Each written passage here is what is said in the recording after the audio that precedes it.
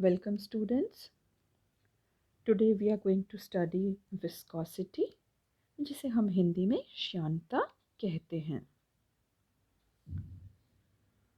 द्रवों का वह गुण जो उनके बहने की गति का प्रतिरोध करे श्यानता या विस्कोसिटी कहलाता है। विस्कोसिटी की इकाई पॉइज या मिलीपॉइज होती है।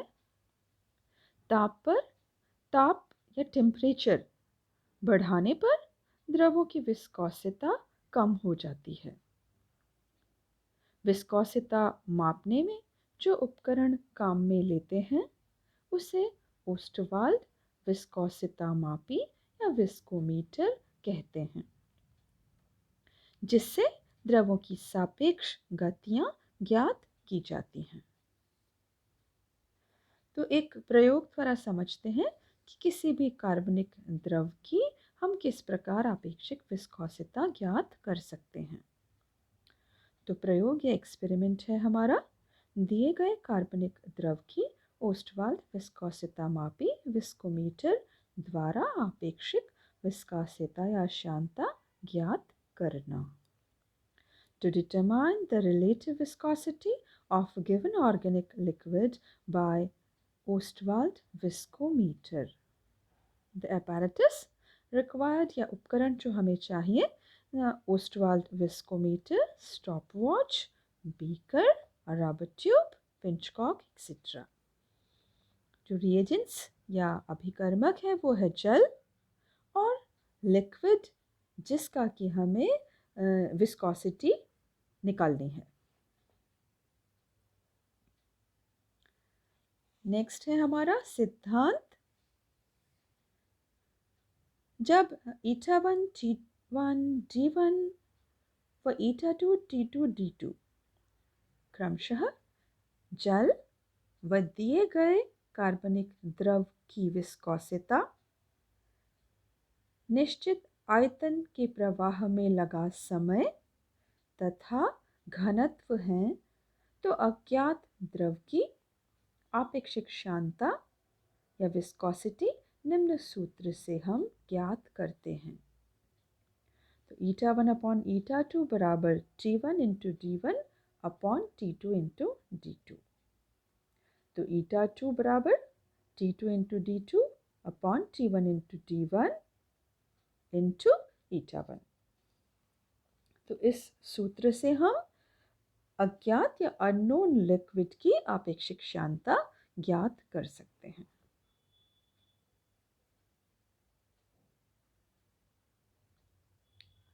ये चित्र में हमने ओस्टवाल्ड विस्कोमीटर दिखाया है। अलग अलग डिफरेंट टाइप के ओस्टवाल्ड विस्कोमीटर हैं, कुछ मॉडिफाई हो चुके हैं अब। तो ये भी एक तरह का ओस्टवाल्ड विस्कोमीटर है। इसमें बल्ब ए है, बल्ब बी है और बल्ब ए के ऊपर एक चिन्ह है M और ए के नीचे एक चिन्ह है N। तो आइए विधि पढ़ते हैं, मेथड समझते हैं। सबसे पहले विस्कोसिता मापी या विस्कोमीटर को स्टेंट पर हम सीधा कस लेते हैं। आसुत जल को चौड़ी नली वाले सिरे से डालकर बल्ब बी को लगभग हम आधा भर देते हैं। अब रबर की नली की सहायता से जल को बल्ब ए के ऊपर एक रबर की ट्यूब लगा देते हैं हम और उस ट्यूब की सहायता से जल को ऊपर खींचते हैं और ऊपरी चिन्ह जो M है उसके थोड़ा सा ऊपर तक हम भर लेते हैं। अब हम द्रव को नीचे की ओर प्रवाहित होने देते हैं। तो जब जल का तल ऊपरी चिन्ह M तक पहुंचता है तब स्टॉपवॉच चला देते हैं और जब जल बल्ब A से नीचे के चिन्ह N तक पहुंचता है तब स्टॉपवॉच को बंद कर देते हैं। ऊपरी चिन्ह M से नीचे के चिन्ह N तक जल के प्रवाह में लगे समय T को नोट कर लेते हैं। यह जल के निश्चित आयतन का प्रवाह का समय T1 है। अब इस प्रयोग को हम 4-5 बार दोहरा लेते हैं। तो 4-5 रीडिंग्स हम एक एक करके दोहरा करके ले लेते हैं। उसके बाद हम औसत समय T1 निकालते हैं। अब विस्कोमीटर को हम वापस धो करके अच्छी तरह से सुखा लेते हैं और फिर विस्कोसिता मापी में या विस्कोमीटर में दिए गए द्रव को, अज्ञात द्रव को भरकर सेम जो ऊपर हमने विधि पढ़ी है उसके अनुसार दिए गए द्रव के प्रवाह में समय T2 ज्ञात कर लेते हैं। तो सेम एक्सपेरिमेंट जो अभी हमने वाटर के साथ किया है, अननोन लिक्विड के साथ करते हैं और 4-5 बार इसे भी दोहरा के 4-5 रीडिंग्स लेते हैं और फिर इसका भी हम औसत समय निकाल लेते हैं।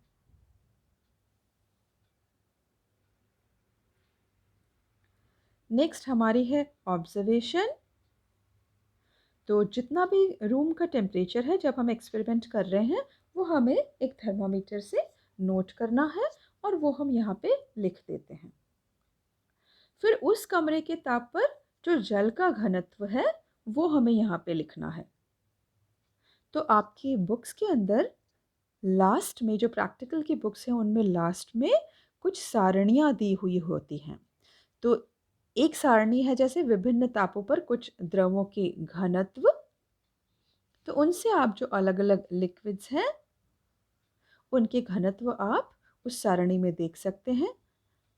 इसी तरह से एक और सारणी है जिसमें कि विभिन्न तापों पर कुछ द्रवों के विस्कोसिता, पॉइज या मिली पॉइज जिसमें भी है वो दी हुई होती है। ये स्टैंडर्ड वैल्यूज़ हैं जो कि प्रैक्टिकल बुक्स में पीछे टेबल के फॉर्म में दी हुई होती है। तो इनकी आप हेल्प लेकर के और एक्सपेरिमेंट में, ऑब्जर्वेशन में हमारी वैल्यू पुट कर सकते हैं। नेक्स्ट है कमरे के ताप पर जल की श्यानता या विस्कोसिटी बराबर जितने भी जिस भी टेम्परेचर पे हम काम कर रहे हैं उस टेम्परेचर पे हम टेबल से देख लेंगे कि कितनी पॉइज या मिली पॉइज है। नेक्स्ट है कमरे के ताप पर दिए गए द्रव का घनत्व। जो डेंसिटी है वो भी हम अकॉर्डिंग टू रूम टेम्परेचर देखेंगे। जैसे ये 0.781 है कि 30 डिग्री सेंटीग्रेड पर दिए गए द्रव का घनत्व, जैसे कि अगर हम अल्कोहल की बात करें तो अल्कोहल का ये 0.781 ग्राम प्रति मिलीलीटर होता है। तो आपको अगर और कोई द्रव दिया है, कोई भी अननोन लिक्विड है, तो आप या तो आपको घनत्व निकालना होगा और अगर नहीं तो फिर स्टैंडर्ड वैल्यू आप टेबल से देख करके लिख सकते हैं। नेक्स्ट है कमरे के ताप पर दिए गए द्रव की विस्कोसिता, ये हम निकालेंगे। तो एक ऑब्जर्वेशन टेबल है ये। तो किस तरह से ऑब्जर्वेशंस हमें लेनी है उसे देखते हैं। सबसे पहले कॉलम में है क्रम संख्या 1, 2, 3, 4 और फिर औसत। तो बेसिकली 4 रीडिंग्स हमें लेनी है। किसके साथ? जल के साथ में भी पहले हम 4 रीडिंग्स लेंगे। उसके बाद जो लिक्विड है हमारा जो कि हमें दिया गया है उसकी भी हम 4 रीडिंग्स लेंगे और फिर दोनों का हम औसत निकालेंगे। तो सेकंड कॉलम में हमने लिखा है आसुत जल के प्रवाह में लगा समय T1 सेकेंड्स में। कहाँ से? ओस्टवाल्ड विस्कोमीटर में बल्ब A के ऊपर जो चिन्ह M से नीचे जो चिन्ह है N तक। इसी तरह से थर्ड कॉलम में द्रव के प्रवाह में लगा समय T2 सेकेंड में। कहाँ से कहाँ तक? बल्ब A के ऊपर जो चिन्ह M है वहाँ से नीचे चिन्ह N तक। तो इस प्रकार से हमारे पास T1 और T2 की वैल्यूज आ जाएंगी।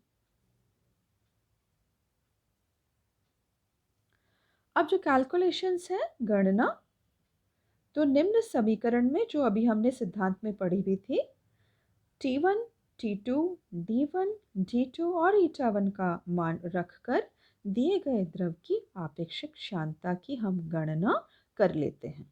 तो ये फॉर्मूला है हमारा ईटा2 बराबर T2 D2 upon T1 into D1 into ईटा1।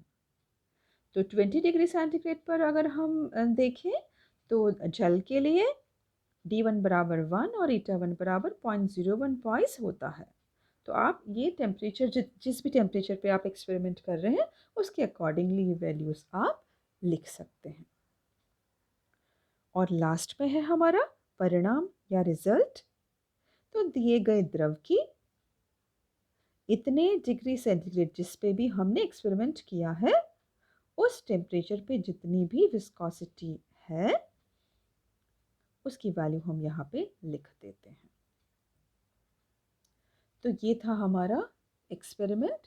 तो ये जनरल मैंने आपको समझाया था, इससे आपको ये पूरी तरह से आइडिया हो गया होगा कि जो भी लिक्विड आपको लेबोरेटरी में कोई भी अलग अलग लिक्विड्स दे सकते हैं, acetic acid, acetone, aniline, benzene, काफ़ी सारे लिक्विड्स हैं जो कोई भी आपको दिया जा सकता है कि भाई आप इसकी विस्कोसिटी ज्ञात कीजिए। तो आप इस पूरे जो प्रयोग की सहायता से उसे ज्ञात कर सकते हैं। Thank you so much.